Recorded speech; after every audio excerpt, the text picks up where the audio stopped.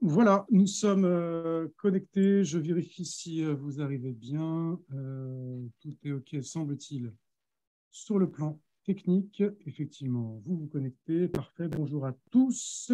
Vous Bonjour. avez un onglet discussion, je vous dis immédiatement, qui se trouve en bas de votre écran, qui vous permet de commenter, poser des questions sur ce qu'on va dire ensemble pendant une heure. Donc, n'hésitez pas à l'utiliser dès maintenant, ne serait-ce que pour nous confirmer que vous nous voyez bien et que vous nous entendez bien. A priori, l'onglet discussion est bien actif. N'hésitez pas à me le confirmer. Voilà. Bienvenue à tous à ce webinaire donc consacré. Merci Norbert, Benoît, Catherine, merci et bonjour à tous. Donc, un webinaire consacré à l'actualité de DPE et notamment à ce plan d'action qui a été officialisé le 5 octobre par la DHUP, un plan d'action qui vise à améliorer les DPE. C'est un vaste programme, évidemment. Ça fait suite, bien sûr, à ces enquêtes des médias consuméristes. 60 millions de consommateurs, c'était avant l'été. Et ensuite, l'UFC Que Choisir, qui, vous le savez, nous en a remis une deuxième couche assez gratinée avec une enquête très à charge. On va revenir d'ailleurs aussi sur ces enquêtes et sur le fond comme sur la forme, parce que finalement, elles sont aussi assez critiquables, autant que le DPE d'ailleurs, sur notamment celle du UFC. En tout cas, c'est tout un contexte médiatique qui évidemment impacte l'ensemble de la profession, sur laquelle également on va revenir. Et puis surtout, on va se pencher vraiment sur ces mesures du plan d'action, on va les détailler. Et il y a trois grands axes de mesures qui concernent bien sûr les diagnostiqueurs, vos pratiques sur le terrain, le contrôle de vos compétences et vos relations avec vos OC, vos OF. Donc des choses également très importantes qui doivent être donc vous informer. En tout cas, aujourd'hui, ça c'est important que vous le sachiez. Ce sont des mesures qui vont entrer en application dans les semaines et les mois qui viennent. Je vais vous présenter dans un instant nos trois invités. Ce sont les trois principales organisations professionnelles de diagnostiqueurs.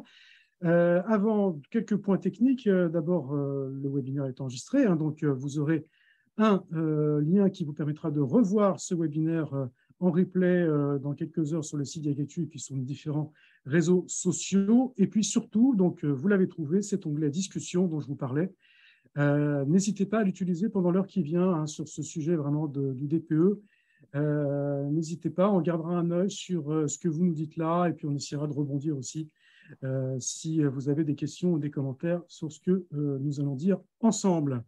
Voilà, alors trois invités, je disais les trois principales organisations professionnelles de diagnostiqueurs. Nous sommes avec Stéphane Prouzeau, vice-président de la Fédération interprofessionnelle du diagnostic immobile, la FIDI. Bonjour Stéphane. Bonjour Alain, bonjour à toutes et bonjour à tous. Le président de CIDIAN, Jean-Christophe Protet. Bonjour Jean-Christophe, il est là. Bonjour à tous, donc Jean-Christophe Protet. Merci également d'être avec nous. Et le tout nouveau président de la Chambre des diagnostiqueurs immobiliers de la FNEM, Yannick Henouche. Bonjour Yannick. Bonjour à tous, merci Alain. Merci surtout à tous les trois d'avoir accepté d'être ensemble pour parler de ce plan d'action sur les DPE. C'est important, ce moment d'information, d'échange, sans doute sur des mesures qui vont probablement impacter, bien sûr, concrètement les méthodologies sur le terrain, les pratiques sur le terrain des diagnostiqueurs sur ce fameux DPE qui nous intéresse depuis déjà plusieurs années. C'est une fiabilisation permanente auquel on assiste depuis très, très, très longtemps avec ce DPE. Une fiabilisation qui n'en finit jamais, quasiment. Alors, revenons justement sur ce contexte, si vous voulez bien, tous les trois. Ce contexte médiatique, on se rappelle donc de cette première enquête de 60 millions de consommateurs, c'était en mai. D'ailleurs, c'est sur cette enquête-là que le ministère de la Transition écologique a voulu réagir très vite en mettant en place ces discussions pour aboutir à ce plan d'action. Des enquêtes très dures, très critiques, évidemment, sur la fiabilité des DPE. Alors pour nous, professionnels ou observateurs de cette profession, ce n'était pas vraiment une surprise, mais c'est en tout cas une confirmation très médiatique de la faiblesse de nos DPE et puis aussi des compétences des diagnostiqueurs. Je pense notamment à cette enquête du UFC Que Choisir avec des mots très violents, voilà, le royaume de l'incompétence, de mémoire, je crois. Tout ça a un impact évidemment sur l'image aussi de notre profession. Comment avez-vous ressenti, vous, chacun de votre côté, auprès de vos adhérents, ces enquêtes très négatives sur notre métier? On peut commencer par Jean-Christophe Protet. Oui, alors effectivement, pour la profession, c'est un peu dramatique. Mais on a affaire, moi ce que j'appelle, et je pèse mes mots et je le dis sans vergogne, on a affaire à ce qu'on appelle de la presse à scandale. Et cette presse, en fait, son lecteur cherche des problèmes. Et donc, moi je dissocie le fond de la forme. Je vais commencer par la forme. La forme, c'est de la presse à scandale. Et effectivement, elle ternit notre image, elle utilise des mots très forts. Et je pense que c'est pour nous mauvais. Après, sur le fond, quand on regarde, alors déjà, pourquoi est-ce que le DPE aujourd'hui est beaucoup plus regardé? On est passé d'un DPE qui était à titre d'information à un DPE, au-delà du fait qu'il soit unifié, qui est devenu opposable et qui est devenu contraignant. Donc, il est contraignant parce que, il impacte la possibilité ou pas de louer, donc il impactera à terme la possibilité ou pas de louer en fonction du classement. Et de surcroît, il impacte le prix du bien. Donc, petit DPE à titre information, maintenant c'est un gros DPE très contraignant. Donc, ça soulève effectivement des problématiques et des problématiques légitimes pour le propriétaire, c'est certain. Et donc, on le regarde avec beaucoup plus d'attention. Et sur le fond, je crois qu'il ne faut pas se voiler la face, la profession a besoin de s'améliorer sur la production du DPE. Et je pense que de ne regarder que la forme, qui nous agace tous, sans regarder le fond, serait une erreur. Et donc, nous, notre position, c'est de dire, regardons quand même le fond et réfléchissons. Et d'ailleurs, ça a été la réflexion de la DHUP dont on parlera tout à l'heure. Oui, Stéphane Prozo, hein, le fond, il faut le dissocier de la forme, selon vous, également, sur ces enquêtes, toujours? Oui, ce qui est très intéressant dans ces enquêtes, bien entendu, il faut rappeler la neutralité carbone et l'objectif 2050. Et ça, c'est extrêmement important que dans l'ensemble de nos actions, nous ayons bien cet élément en ligne de mire. Et deuxièmement, il va falloir expliquer le DPE par rapport à cette neutralité carbone. Car quand on regarde l'enquête de 60 Que choisir, on s'aperçoit qu'il y a quand même des grosses erreurs de méthode. Et il est dommage qu'il y ait ces erreurs de méthode, qu'il y ait la confusion entre la performance énergétique et l'émission de gaz à effet de serre. Alors, tout n'est pas faux et bien entendu, je rejoins Jean-Christophe quand il dit qu'il faut se remettre en cause et il faut aller plus loin dans la façon de faire, étant donné l'importance du DPE. Mais il faut aussi que les journalistes aujourd'hui aient une méthode pour faire des articles justes. Il y a énormément d'erreurs dans l'article de Que choisir. Et on ne peut pas accepter non plus ces erreurs. C'est-à-dire que nous, aujourd'hui, diagnostiqueurs, il va falloir qu'on aille plus loin dans l'explication. Le DPE est un élément important de notre métier. Il faut qu'on aille plus loin dans l'explication vis-à-vis des propriétaires et surtout vis-à-vis des professionnels de l'immobilier, car on doit s'en faire des alliés et non pas des adversaires.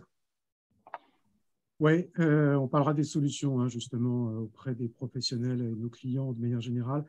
Yannick, est-ce que vous êtes inquiet de cet impact sur l'image de la profession après la diffusion et la publication de ces deux enquêtes très à charge sur notre métier? C'est toujours inquiétant parce que forcément, être pris à partie comme ça devant le grand public, alors qu'on est des professionnels reconnus quand même. Je rappelle qu'on fait quand même 50 000 DPE par semaine en France, hein, qu'on a un impact sur toutes les locations et toutes les ventes, et que forcément, sortir du lot quelques exemples, moi j'ai trouvé ça scandaleux pour deux raisons.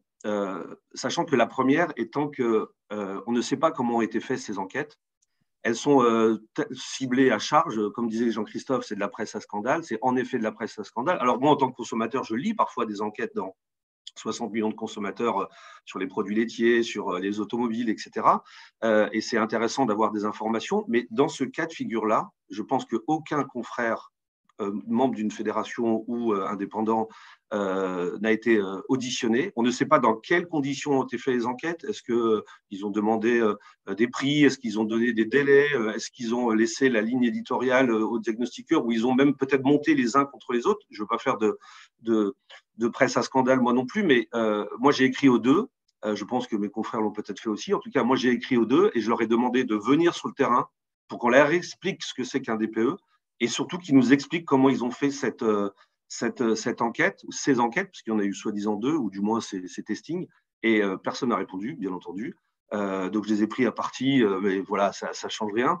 Et aujourd'hui, je pense qu'il est urgent de lutter les fédérations, mais aussi toute notre profession, contre le fait d'être montré du doigt sans savoir et avoir la possibilité de se défendre. C'est juste, voilà, si tu veux, mon avis premier, j'ai trouvé ça scandaleux.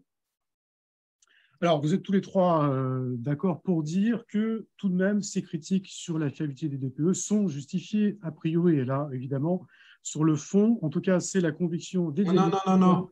Ah, alors, non, là, je ne le dirais pas comme ça. Moi aussi, je ne le dirais pas comme ça. Parce que, encore une fois, il y a plusieurs éléments.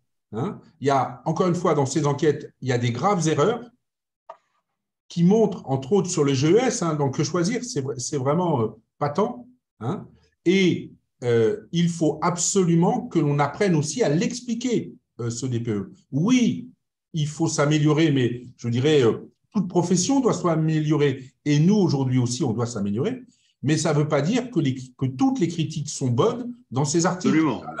Hein, voilà, il ne faut pas il faut pas faire d'autoflagellation non plus. Non, il ne faut pas simplifier. Il y a des tas de personnes qui travaillent correctement aujourd'hui. Il faut effectivement qu'il y ait une réflexion sur un certain nombre d'éléments et la presse a mis en exergue un certain nombre d'éléments. Mais ne nous flagellons pas non plus totalement, car aujourd'hui, on dit qu'il y a 5,2 millions de passoires thermiques et sincèrement, c'est à peu près, même les analyses, les thermiciens qui ont une vue un peu différente, ceux qui ont une vue un peu différente, disent oui, on a entre 5 et 6 millions de passoires thermiques. Donc, non, soyons réalistes aussi.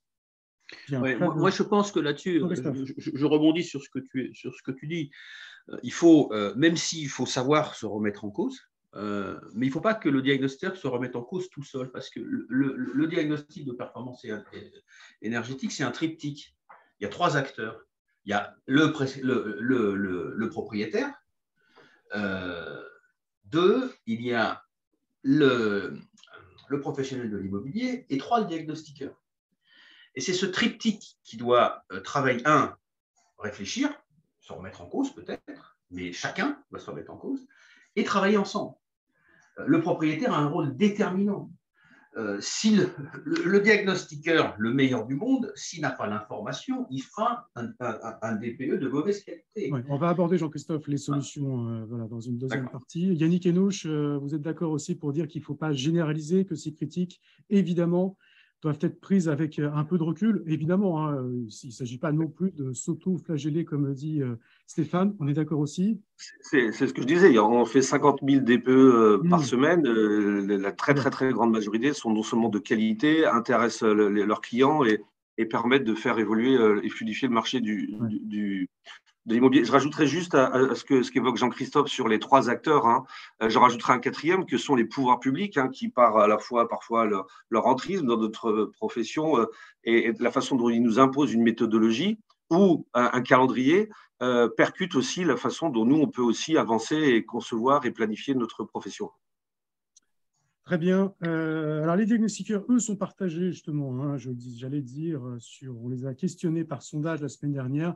55% d'entre eux estiment justifier ces critiques. Alors, encore une fois, hein, il ne s'agit pas de généraliser. Je pense qu'aucun diagnostiqueur ne souhaite généraliser non plus.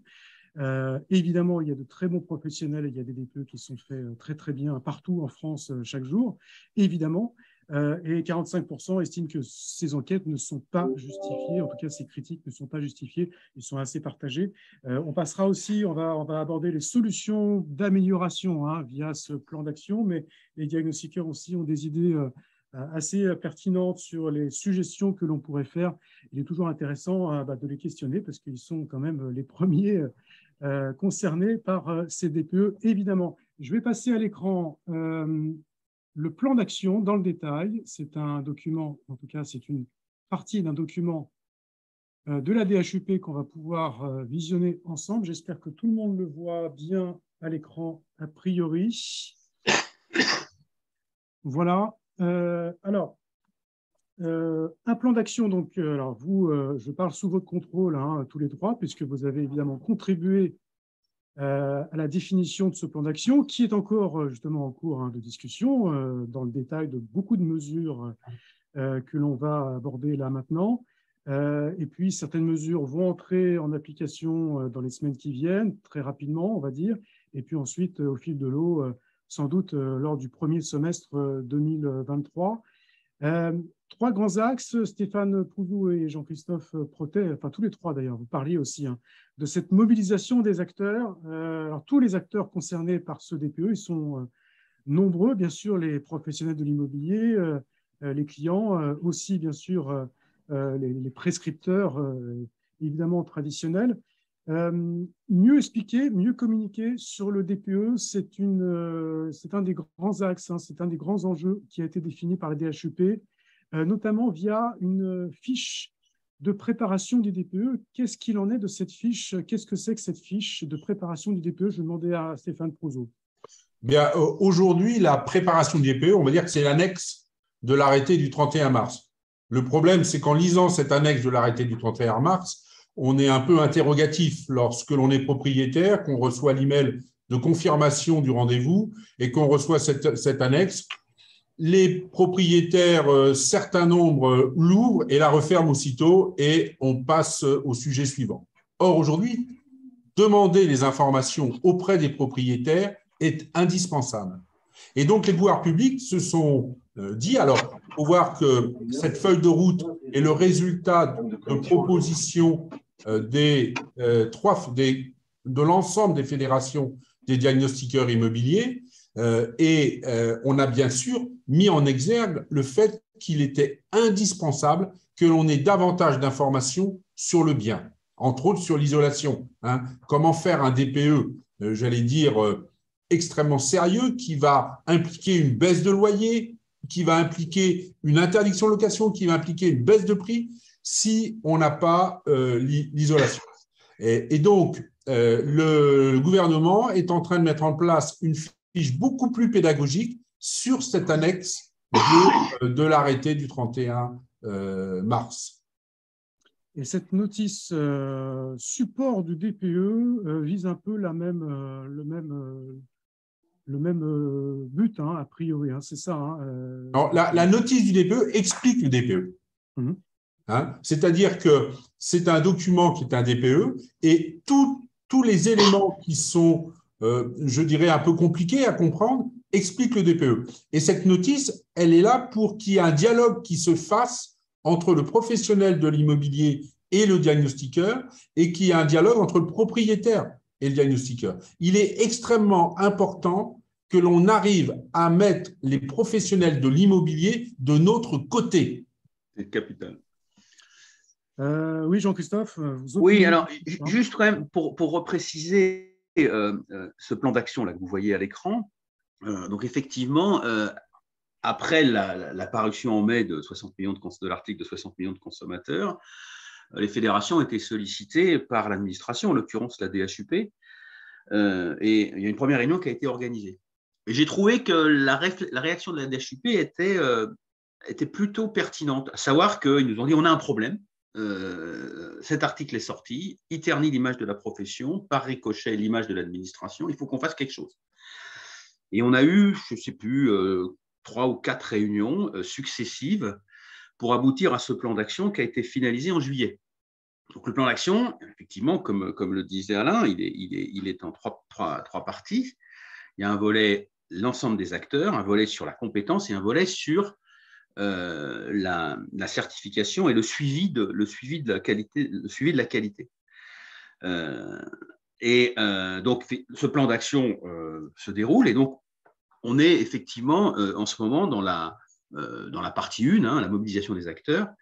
Et donc, il y a un travail sur la préparation du DPE, une information qui est plus à destination du propriétaire, et derrière sur une notice pour la production proprement dite du DPE. Donc ce travail est en cours et normalement, il est prévu que ça soit bouclé pour la fin de l'année. Je ne sais pas, Stéphane, qui est plus présent que moi dans ces conditions, dans les commissions, je pense que ça bosse et ça progresse. Oui, ça bosse, ça progresse. Alors, c'est intéressant de voir l'ensemble des parties, puisqu'il y a des commissions qui sont uniquement fédées, il y a des commissions qui sont aussi avec les organismes de formation et des commissions qui sont surtout OC. Et c'est intéressant de voir vraiment les avis de chacun et la façon dont chacun a de présenter les choses. Mais oui, ça bosse et normalement, au 31 décembre, ça doit être présenté à la profession. Voilà, ça c'est le contexte de ce plan d'action. Effectivement, c'était intéressant d'y revenir. Yannick Henouche, évidemment, oui. Ces mesures pour mobiliser l'ensemble des acteurs, elles sont nécessaires, indispensables, urgentes. Non, mais qui peut dire qu'elles ne sont pas nécessaires et pas intéressantes et un peu importantes, etc. Mais une fois qu'on a dit ça, et je reviens sur ce que dit Stéphane, oui, en effet, ça bosse. Bien sûr que ça bosse, ça réfléchit. On évoque une énième journée de formation, une fiche technique pour que le propriétaire nous donne des informations, etc. Mais qu'est-ce que ça va changer dans 6 mois? Ça sera, on aura peut-être des faisceaux où on va améliorer un petit peu, en effet, la relation avec les agents immobiliers, mais je veux dire, on connaît tous très bien notre profession. Vous allez dans une maison, le gars, il vend sa maison. Je le dis comme ça et je le dis de manière très forte. Il s'en fiche du diagnostic. Il nous donne les clés, souvent il n'est pas là. On n'a pas les informations. C'est très compliqué d'être respecté par les agents immobiliers qui parfois nous prennent à défaut sur le prix et non pas sur la qualité. Et clairement, moi je suis tout à fait solidaire, bien entendu, de tout ce qui est fait. Nous y participons nous-mêmes. Et notre représentant spécial, mon prédécesseur Thierry, fait un travail formidable dans ces commissions, mais je pense qu'il est temps peut-être aussi d'imaginer notre profession et une organisation de notre profession qui va un petit peu plus loin que simplement cette journée de sensibilisation pour nos collègues. Elle va apporter quoi? Qui va la financer? Et de quelle manière on va améliorer le travail de ceux qui pourraient être en carence aujourd'hui, qui, comme le disait votre sondage, certains collègues ne font pas leur travail correctement. Est-ce que une journée de sensibilisation au DPE va vraiment changer la méthodologie de travail? On parle des organismes et des éditeurs de logiciels, mais aujourd'hui, ils n'harmonisent pas tout à fait la méthodologie. Est-ce qu'ils vont le faire demain? Enfin, je veux dire, il n'y a que des intentions, et c'est très très bien les intentions, et ça c'est un peu la France, mais il n'y a pas d'incitation et il y a encore moins de sanctions. Donc moi, ce que j'ai peur dans l'application, qui est encore une fois très positif, il faut chaque petite pierre à l'édifice fait construire l'immeuble, mais une fois qu'on a dit ça, est-ce que dans 6 mois, on n'aura pas le même article de UFC Que Choisir? Est-ce que dans un an, 60 millions de consommateurs ne fera pas un article qui dira que malgré tout ce qui a été mis en place par la DHUP, et moi je pense qu'il serait peut-être temps que nous-mêmes, nous les fédérations, et d'ailleurs de temps en temps on se voit et on en discute, est-ce qu'il ne serait pas temps qu'on monte quelques marches un peu plus rapides pour essayer d'être un peu plus projectif? Parce qu'encore une fois, cette journée de formation, je me demande qui va la financer.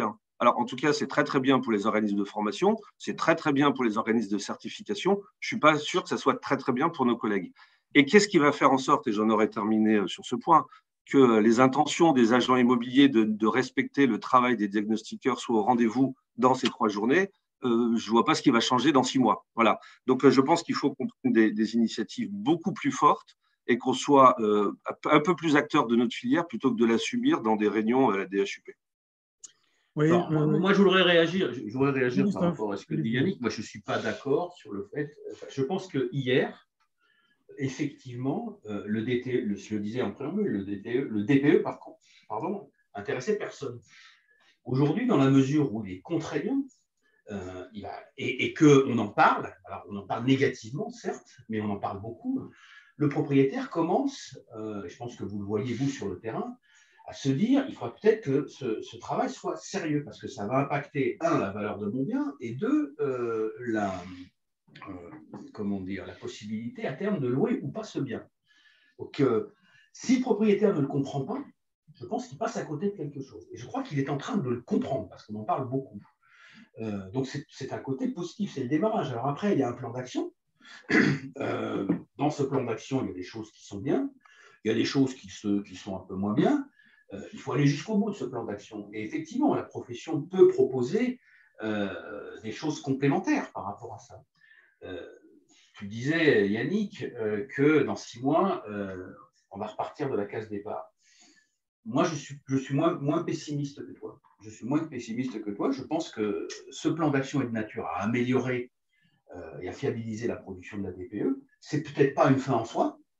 Tu parles de sanctions, effectivement, ça fait partie de l'enjeu numéro 3. Hein, dans le vocable outillage des organismes certificateurs, OC, c'est organismes certificateurs, il y a justement cette notion de surveillance qui est encore à creuser et à imaginer. Cette surveillance qui pourra effectivement déclencher derrière des sanctions. Mais le travail, la thématique, elle est posée sur la table. Et il faut avancer. Alors, on pourrait faire différemment, on pourrait faire mieux, mais je pense qu'il faut quand même partir de ce qui a été proposé et être contributeur. Même si ce n'est pas la panacée, même si c'est… Non, mais on est en face, Jean-Christophe. Mais tu vois, par exemple, que moi, l'organisme de contrôle de notre profession, ce soit l'OC ou le certificateur, je trouve que c'est encore donner à des tiers la capacité de gérer notre filière. Pourquoi on ne le ferait pas nous-mêmes? Pourquoi on ne serait pas un peu plus proactif dans l'encadrement de notre profession, dans les sanctions? Regarde, tout le monde parle du décret anti-commissionnement, puis on voit des gars qui donnent des bouteilles de champagne. Et qui c'est qui fait quoi? Ah il faut écrire un courrier à la DGCCRF qui le classe parce qu'ils n'ont pas le temps de s'occuper de la bouteille de champagne, du diagnostiqueur à l'agent immobilier. Donc, et puis les OC, moi j'en ai marre que ce soit des certificateurs qui contrôlent notre métier. Ce n'est pas eux de le faire, c'est à nous de le faire. Donc, oui, je suis en phase avec toi, je suis en phase avec ces premières recommandations, mais encore une fois, je ne vois pas en quoi ça va pouvoir nous empêcher de nous reprendre la une de Que choisir dans 1 an. Malheureusement. Mais quand on regarde les différents articles de 60 millions de consommateurs, jadis, puisqu'on a la une à peu près tous les 2 ans. En réalité, dans les résultats, pas dans les commentaires, mais dans les résultats, il y a une amélioration assez importante des résultats du DPE. Reprenez le premier, où il pouvait y avoir 3 lettres d'écart dans la plupart des diagnostics, alors qu'aujourd'hui, on est à 1 lettre ou 2 lettres, puisqu'un certain nombre de biens ont une seule lettre, la même lettre, pour l'ensemble des résultats. Et donc, dire qu'il n'y a pas eu même là-dessus une amélioration est une erreur. Il y a eu une amélioration. Il est certain que dans 1 an et demi, nous aurons de nouveau une enquête 60 millions de consommateurs. Et il est certain qu'il y aura de nouveau des erreurs. Parce que comparé, on peut avoir un malade, on va le faire… On va aller chez 5 médecins et on aura 5 traitements différents. Mais néanmoins, on a des éléments aujourd'hui qui nous amènent quand même à plus de rigueur. On a par exemple de plus en plus de biens qui sont en G ou en F, où on reçoit les documents du propriétaire quand lui a reçu le DPE. Et ça, c'est réellement un élément important. Donc, ça veut dire que, 1, ils ont les documents. Ça veut dire que 2, il va falloir qu'on les sensibilise beaucoup plus avant. Et 3, on reçoit les informations, on refait un DPE, on refait payer. Et ça, on va quand même dans un cycle d'amélioration. Donc, on peut toujours critiquer tout ce qui se fait. C'est assez simple et comme ça, on a plein de réponses positives. Mais Stéphane, je n'ai pas critiqué. Il est extrêmement important d'être constructif. D'accord, je n'ai pas critiqué. Je n'ai pas critiqué, j'ai dit que j'étais solidaire. J'ai mal entendu, c'est un problème. D'accord, tu as peut-être mal entendu. Alain a coupé le son à un moment. Il y a un replay, tu vas pouvoir l'entendre tranquillement. Je vais le revoir alors avec le replay. Je n'ai pas, j'ai dit que j'étais solidaire de ces propositions, mais regarde, la responsabilité du diagnostiqueur est toujours engagée. On dit qu'il faut qu'il y ait un livret technique du propriétaire qui donne ces informations. Mais s'il ne les donne pas, qu'est-ce qui se passe? Elle est où la sanction? Et si on trouve un mauvais diagnostiqueur qui fait une bêtise, qu'est-ce qui se passe? Et elle est où la sanction? La sanction. Jean-Christophe. En fait, et là je rejoins Jean-Christophe, il y a un triptyque, l'agent immobilier, le propriétaire, le diagnostiqueur. On met toujours la responsabilité du diagnostiqueur en premier. OK, mais si on ne nous donne pas les informations, on ne peut pas faire notre job. si on nous choisit toujours par défaut en nous donnant les clés dans une agence immobilière en disant vas-y, tiens, je te le prends à 150 € ton DPE, machin, etc., à ton diagnostic, je veux dire, à un moment donné, on est un triptyque. Et là, c'est là où je rejoins Jean-Christophe, c'est en effet un triptyque. Moi, je rajoute l'État dedans qui nous percute quand même régulièrement avec des réformes qu'on a à peine le temps d'analyser et des calendriers qui sont parfois un peu serrés, voire même des outils qui sont parfois un peu contestables. Je pense au DPE il y a un an. Et donc, à un moment donné, ce n'est pas que notre responsabilité. Et je finis là-dessus. Je suis d'accord, et je le dis bien, c'est clair, si tu ne l'entends pas, tu pourras le réécouter. Je suis d'accord avec ce qui se passe, avec les propositions, mais je trouve, encore une fois, on subit des tiers qui nous disent le diagnostiqueur, il faut qu'il fasse une journée de sensibilisation, le propriétaire, il doit nous donner des informations, il faut peut-être un peu renforcer les logiciels. Enfin, c'est toujours la faute des autres, mais c'est toujours nous qui trinquons. Et donc, moi, je dis juste, parlons-nous un peu plus pour proposer un peu mieux. Voilà, c'est ce que je dis. Merci Yannick. On va essayer de revenir quand même aux mesures, hein, parce que c'est du concret, ça, les mesures qui sont définies par le DHUP en discussion avec vous, justement. Hein. On parle beaucoup de cette journée de sensibilisation. Je passe un peu au deuxième grand axe du plan. Cette journée de sensibilisation, concrètement, qu'est-ce que c'est précisément? Est-ce que Stéphane Prouzot, vous pouvez nous en parler du contenu? Alors, franchement, elle est en cours d'élaboration. Donc, c'est un peu tôt pour pouvoir donner le plan de cette journée. Et il y a encore de vraies discussions sur la façon d'apporter des éléments. Il est certain que quand on regarde les 2 études qui ont été réalisées, il y a des informations qui manquent dans certains cas. Je prends l'année de construction. Est-ce qu'il est normal qu'on n'ait pas l'année de construction? Je prends la surface habitable. Alors, je sais qu'il y a quelques éléments sur la surface habitable, mais normalement, on sait faire des lois Carrez, on sait faire des surfaces habitables et il ne doit pas y avoir de doute là-dessus. Et donc, on a le guide du CEREMA où on a quelques éléments dans le guide du CEREMA qui sont, on va dire, flous pour être pragmatique. Et donc, il y a aujourd'hui réellement des éléments à faire passer dans notre profession.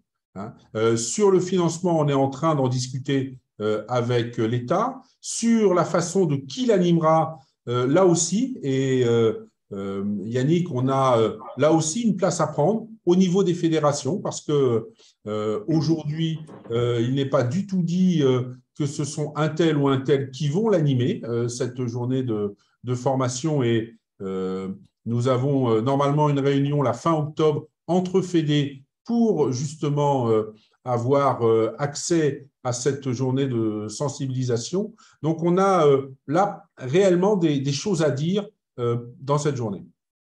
Ouais, ce ne sera pas une perte de temps, hein, comme je viens de le lire sur le déroulé de l'onglet discussion. Ce sera une journée utile où les diagnostiqueurs pourront peut-être revoir certains points de méthodologie et aboutir à une homogénéisation des méthodologies, parce que c'est aussi un souci. Hein. Il y a des méthodologies qui ne sont pas appliquées de la même façon partout. C'est le but aussi de cette journée de formation, on est d'accord, hein. Non, notre méthodologie, elle est unique et on a un seul mode opératoire qui est appliqué partout. Après, est-ce qu'il est bien appliqué? Ça, c'est un autre sujet. C'est plutôt de la formation qu'il s'agit. En ce qui concerne la journée de sensibilisation, en effet, le contenu, il n'est pas fait. Bon, voilà, on va faire une journée de plus. Tout est bon à prendre de toute façon pour l'amélioration de la formation continue de tout à chacun. Maintenant, je reviens sur ce que tu as dit, Alain, ce n'est pas sur de la méthodologie. Hein, nos collègues et nos adhérents et les diagnostiqueurs sont formés, ils savent, ils connaissent leur métier. Là, c'est la sensibilisation aux enjeux et à la structure même de la formation des informations concernant le DPE. Moi, j'évoque surtout le fait que aujourd'hui, à mon avis, c'est pas assez. Je veux dire, on a des carences sur le terrain, on n'a pas assez de stages sur le terrain. L'enjeu de cette formation, c'est peut-être les fédérations qui vont le faire, qui va être financé, etc. OK, mais enfin, c'est pas au rendez-vous de l'enjeu qu'évoquait Jean-Christophe en tout début, qui est le DPE devient l'élément central de la filière immobilière. Et à un moment donné, on mérite beaucoup plus que ça, qu'une journée de sensibilisation en distanciel, un mercredi après-midi, en 2 fois 6 heures. Voilà, enfin bon, voilà, c'est tout. Ouais. Moi, sur cette journée de sensibilisation, je vais faire un peu de politique, je vais utiliser mon droit de réserve. je pense pas que ça soit la panacée pour progresser. Ok, qu'il y ait de l'information, qu'il y ait des échanges, c'est bien. Mais bon, elle est définie, il faut aller jusqu'au bout. Mais moi, je lis en même temps les commentaires des uns et des autres. Alors moi, je serais moins radical sur le fait qu'elle sert à rien. Elle sert un peu. C'est pas ça qui va régler tous nos problèmes. Non, c'est les commentaires sur le. Voilà, c'est les commentaires sur le. Ah oui. Mais dans les commentaires, il y en a un, et on revient à l'enjeu numéro 1. Pardonne-moi, Alain, de ne pas suivre la chronologie. Il y a un commentaire de William qui dit il faut impliquer les propriétaires et les agents immobiliers. Pour moi, c'est déterminant. Plus que sensibiliser le diagnostiqueur qui connaît son métier, même s'il peut toujours le connaître mieux, mais c'est déterminant. Encore une fois, faire un DPE sans avoir la moindre information, c'est faire un DPE qui fondamentalement sera mauvais. Et d'expliquer au propriétaire que c'est dans son propre intérêt de faire un DPE de qualité, et donc d'aller chercher les documents, parce que ça prend du temps, d'aller chercher les documents à droite et à gauche pour constituer ce qui va servir au diagnostiqueur, c'est essentiel ça. Et moi, si j'avais à investir du temps, ça serait plus sur le propriétaire et l'agent immobilier que sur le diagnostiqueur lui-même. Voilà, dans ces journées de sensibilisation. En phase, 100% en phase, voire même, je vais aller un peu plus loin, plutôt que de sanctionner toujours le diagnostiqueur avec ses certifs et puis ses journées de formation, je pense que le propriétaire devrait être obligé de nous donner des informations exhaustives de sa maison, parce qu'on nous impose une méthodologie avec le DPE, et la réforme du DPE est très très bien, et je trouve que tout ce qu'on fait va dans le bon sens, mais si le propriétaire aujourd'hui ne nous donne pas la fiche d'identification et qu'il n'est même pas chez lui, parce que lui il vend, il est déjà en train de s'occuper de son futur projet d'investissement ou d'acquisition, qu'est-ce qui se passe pour nous? Rien.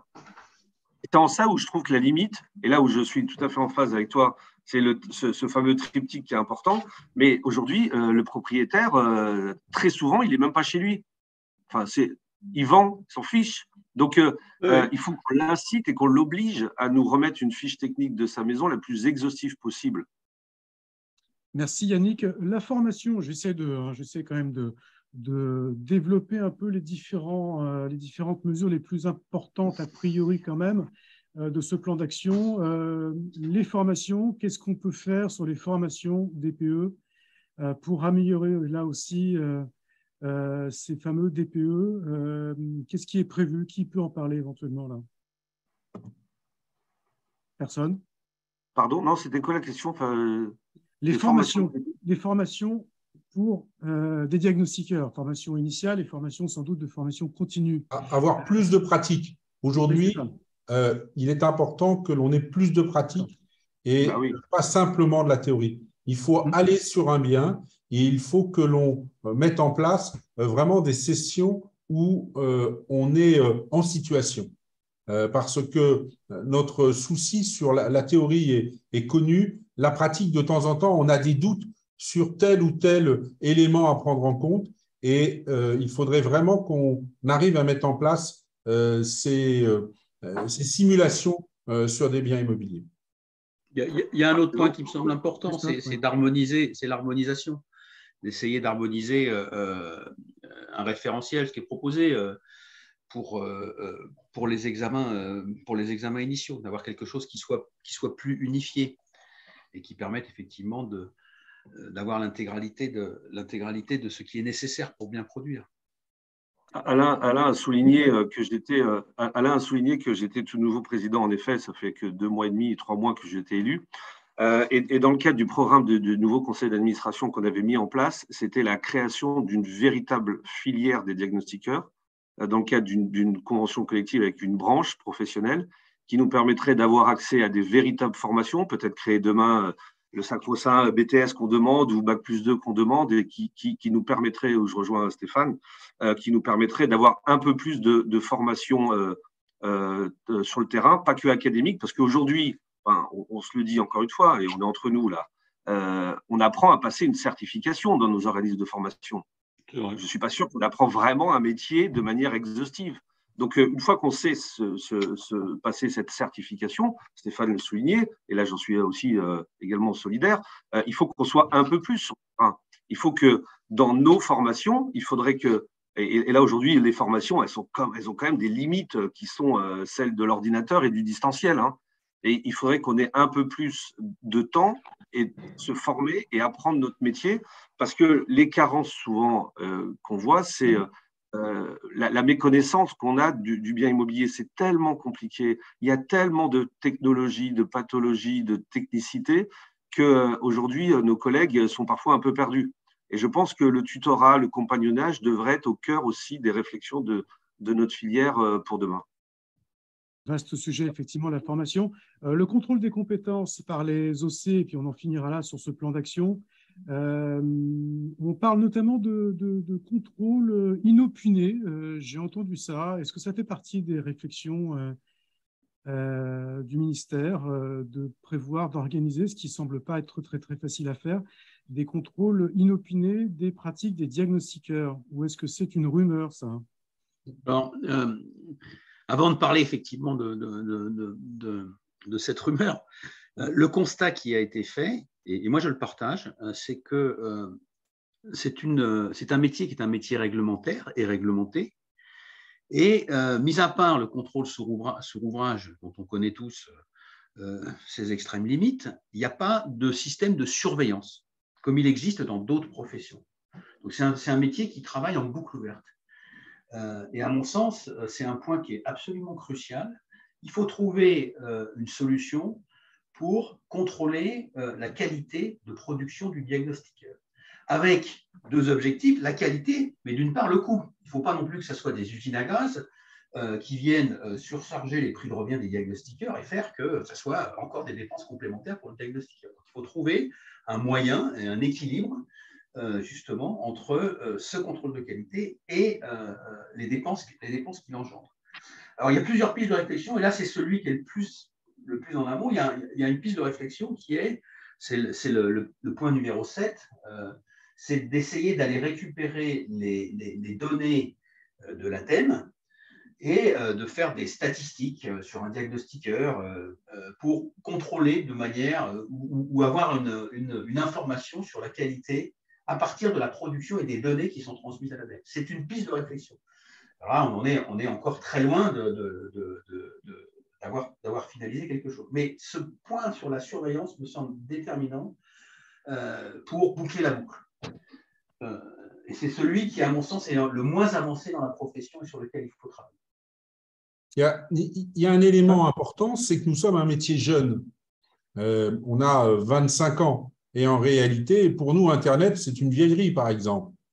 Et donc, dans un métier jeune, il ne faut pas être choqué de se dire que l'on se remet en question et que l'on avance d'autres éléments. Et c'est vrai que je comprends et je suis d'accord avec Yannick quand il dit qu'il faut organiser la filière avec des BTS, avec des études post-bac. D'abord parce que ça permettra aux diagnostiqueurs d'avoir une meilleure idée de sa profession, de son métier.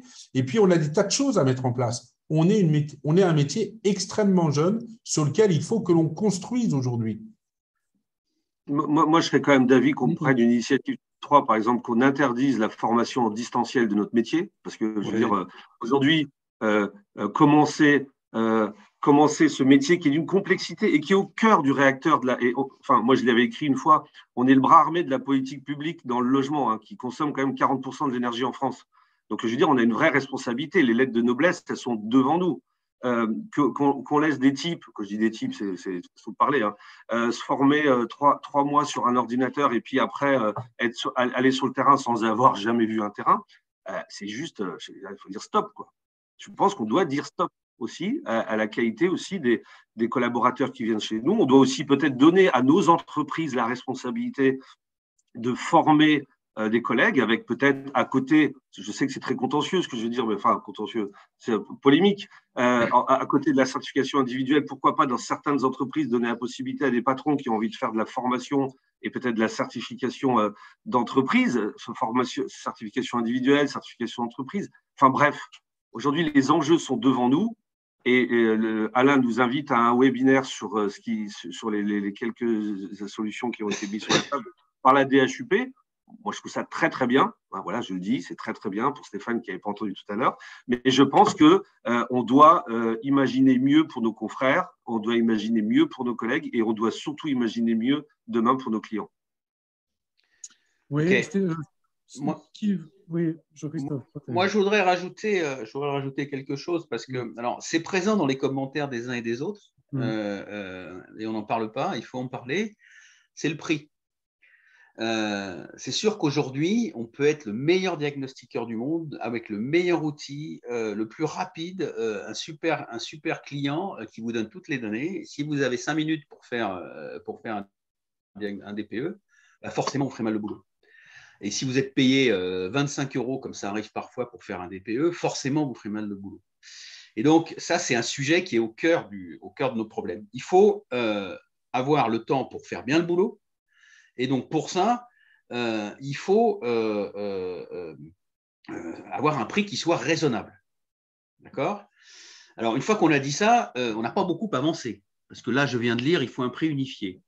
Je ne crois pas à un prix unifié. D'abord parce qu'aucune administration ira contre la libre concurrence. Et ça fait partie du droit français. Il faut laisser le diagnostiqueur faire son prix, ça fait partie de cette libre concurrence. Mais il faut imaginer, et bon, on n'aura pas le temps d'en débattre, mais je pense qu'on a un débat entre fédérations justement à venir sur le prix. Il faut imaginer des dispositifs qui permettent de faire que nos prix augmentent. Et bien évidemment dans le cadre de la libre concurrence, parce qu'on n'ira pas contre la libre concurrence. Mais si on peut avoir la meilleure formation du monde, la meilleure sensibilisation, la meilleure surveillance, si on n'a pas un prix pour faire le boulot proprement, un prix raisonnable pour faire le boulot proprement, on n'avancera pas. Donc, ce sujet, il n'est pas traité par la DHUP. Et moi, en conclusion, s'il faut conclure, je dirais, le plan d'action de la DHUP, il y a de la matière, on peut le compléter, on peut l'amender, on peut le faire bouger, et on est sollicité pour ça, c'est bien. À côté de ça, le prix est oublié et il faut que nous, fédérations, nous mettions cette thématique en avant pour faire qu'on puisse faire notre boulot proprement et gagner un peu d'argent. Ouais, c'est une volonté des diagnostiqueurs. Je donnerai la parole après à Stéphane Prouzot sur cette question des tarifs, mais on les avait questionnés sur les suggestions d'amélioration. Effectivement, l'augmentation des tarifs des DPE vient en premier assez largement. C'est une grande majorité des diagnostiqueurs qui estime que le tarif, en tout cas, doit être augmenté ou revalorisé d'une manière ou d'une autre. Après, effectivement, la méthode n'est pas forcément très définie. Stéphane Prouzot, vous pensez qu'on peut augmenter les tarifs des DPE pour que les DPE soient faits avec plus de facilité, plus de qualité? Aujourd'hui, un certain nombre de personnes, il faut voir le prix et la structure du prix est très différente suivant le marché. Aujourd'hui, les prix les plus bas sont dans les appels d'offres. C'est-à-dire, c'est les grosses structures aujourd'hui qui ont diminué les prix des diagnostics immobiliers. Et d'ailleurs, c'est les grosses structures qui ne sont pas rentables dans le diagnostic immobilier. Donc, il y a effectivement toute une politique à avoir, il y a toute une communication à avoir entre ces grosses structures entre elles. Alors, il est interdit, bien sûr, dans les structures de parler prix, mais il y a quand même une réflexion à avoir au niveau d'un certain nombre d'acteurs importants autour de ces prix. Ensuite, si on regarde les structures moyennes ou plus petites, la plupart ont augmenté leur prix grâce au DPE, entre autres en faisant payer la surface habitable à mesurer. Et ça, c'était plutôt une très bonne action de se dire, voilà, je donne un autre élément dans ce DPE, et il est extrêmement important de mesurer la surface d'un bien avant d'en faire le DPE, et donc j'ai augmenté le prix grâce à ça, et a priori il y a eu très peu de retour en arrière sur ces augmentations de prix. Donc le prix est un élément important, comme le disait Jean-Christophe, on n'aura pas un prix bloqué. Si on avait un prix bloqué, on aurait des problèmes, parce qu'en réalité quand on regarde les prix bloqués liés à la sécurité sociale, il y a très peu de prix bloqués en France, ils sont bas, ce n'est pas des prix bloqués élevés, donc là on pleurerait avec un prix bloqué, oui. Mais avoir une réflexion sur le temps passé et sur le fait qu'il faille aujourd'hui avoir un prix normal lorsque l'on fait un contrôle est un élément extrêmement important, ainsi qu'une réflexion sur la rentabilité de nos structures, Parce que si notre métier veut aller loin, il faut qu'on ait des structures rentables. Alors, les petits sont assez rentables, les moyens pas mal, les gros pas assez. Moi, je ne mettrais pas en opposition les petits, les gros, les moyens. On a une Oui, mais profession. il faut regarder les comptes de résultats, Jean-Christophe. Yannick sur la question des tarifs. Justement. Je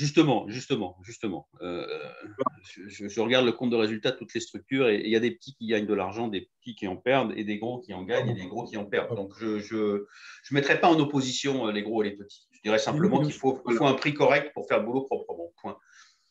Alors, oui, en effet, ça n'a aucun sens dans une fédération et dans un groupement de fédérations comme nous sommes de commencer à jeter l'amalgame sur les gros et les petits. Parce que d'abord, gros, c'est quoi et petit, c'est quoi. Mais en ce qui concerne les prix, moi, la réponse de l'UFC Que Choisir, le 26 septembre, moi, j'avais fait une proposition de prix plancher.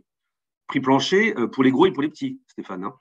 Prix plancher, pourquoi? Parce que, mais ça peut être, et c'est sûrement quelque chose à améliorer, à peaufiner, avec peut-être un facteur temps, comme l'évoquait tout à l'heure Jean-Christophe, ou avec d'autres considérations. Mais à un moment donné, le low cost, ça suffit. Je veux dire, notre métier mérite beaucoup mieux. On est des experts, on fait un travail de qualité, on est au cœur des préoccupations, et on ne peut plus accepter. Et là, je vais reprendre l'expression de Stéphane, que soit des gros, soit des petits cassent notre marché. Parce que dans les tarifications des DPE, je m'excuse, mais moi, j'en ai vu à 25 € chez des gros et j'ai vu des diagnostics complets à 100 € chez les petits. Donc, je veux dire, en termes de qualité et de rectitude sur les prix, je pense que tout le monde a balayé devant chez soi. Par contre, si on faisait soit un barème, ce qui paraît compliqué, ce qu'évoquait Jean-Christophe, soit un prix plancher, ce qui interdirait, y compris à des plateformes comme Constatimo ou Stexi, de nous acheter des prestations à la casse, on y serait tous gagnants. Et l'État pourrait être un peu plus regardant sur la qualité de notre travail, parce qu'on ne ferait pas 5 DPE dans une journée, comme on peut le voir parfois, ou on ne ferait pas 10 diagnostics dans une journée, comme on peut le voir parfois, mais on ferait un travail de qualité, payé soit à l'heure, soit en fonction de la prestation, soit au mètre carré, mais qui permettrait à nos confrères, parce que c'est ça l'enjeu, de travailler et de restituer un travail de qualité pour que l'information, je rappelle que tout le problème vient de là, du DPE soit jugée fiable. Merci Yannick. On va, je pense, conclure sur ce plan d'action sur le DPE, si vous voulez bien.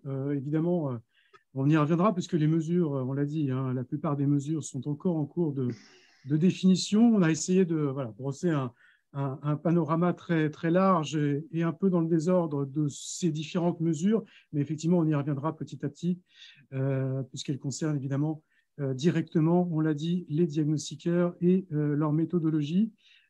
L'audit énergétique, dans ces conditions-là, dans ce contexte-là de fiabilisation des DPE qui tarde, qui devient même un peu inquiétante, comme tout de même, cet audit énergétique arrive le 1er avril. Comment on peut envisager cette entrée en vigueur d'un outil basé sur un autre outil qui lui-même n'est pas particulièrement fiable? Qui veut en parler? Juste 2 secondes, encore une fois, quand on regarde les statistiques de l'ADEME, avec les 5 millions de passoires thermiques, on n'est pas dans un DPE globalement qui est du n'importe quoi. Donc, on ne peut pas aujourd'hui complètement mettre le DPE à la poubelle. Ce n'est pas vrai. Personne ne met à la poubelle, à part peut-être l'UFC. Non, c'est important. Je veux dire, Alain, je me suis permis de réagir en début de réunion, et là, je réagis aussi. L'audit énergétique est un élément en plus qui doit nous permettre, en plus de nous améliorer sur le DPE s'il le fallait. Et oui, effectivement, l'audit énergétique est pour nous une chance de plus d'aller dans le bâti, dans la performance énergétique du bâti. Faut voir, on a l'audit énergétique, on a le PPPT aussi qui arrive, on a un certain nombre d'éléments sur lesquels le diagnostiqueur doit être présent, doit être formé et il doit être présent. Stéphane, on est tous d'accord, mais là tu parles de marché, le webinaire concerne la rectitude et la crédibilité des outils liés à la réunion. Bien sûr qu'on est tous d'accord pour dire que l'audit énergétique peut être une opportunité de marché pour nous. Ok, pas de problème. Mais là, la question d'Alain, c'était de dire, est-ce que si le DPE est déjà pas fiable ou jugé pas fiable, parce que moi, à mon sens, il est fiable, le DPE est jugé pas fiable par le grand public, comment l'audit énergétique va être jugé fiable? C'est ça l'enjeu de la question. C'est clair que si aujourd'hui, si demain, si le DPE, si l'audit énergétique était en vigueur et s'il y avait 60 millions de consommateurs et que Choisir qui faisait une enquête sur l'audit énergétique, on arriverait probablement aux mêmes conclusions. Donc, encore une fois, il faut.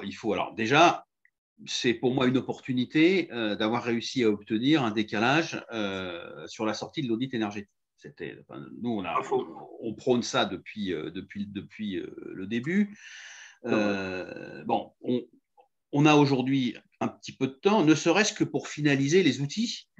Ce qui n'est pas le cas encore complètement aujourd'hui, même si on commence à voir la fin, mais on n'a pas encore un outil aujourd'hui qui est défini avec une matrice et un rapport qui est complètement figé. Alors que normalement, il aurait dû sortir au 1er septembre.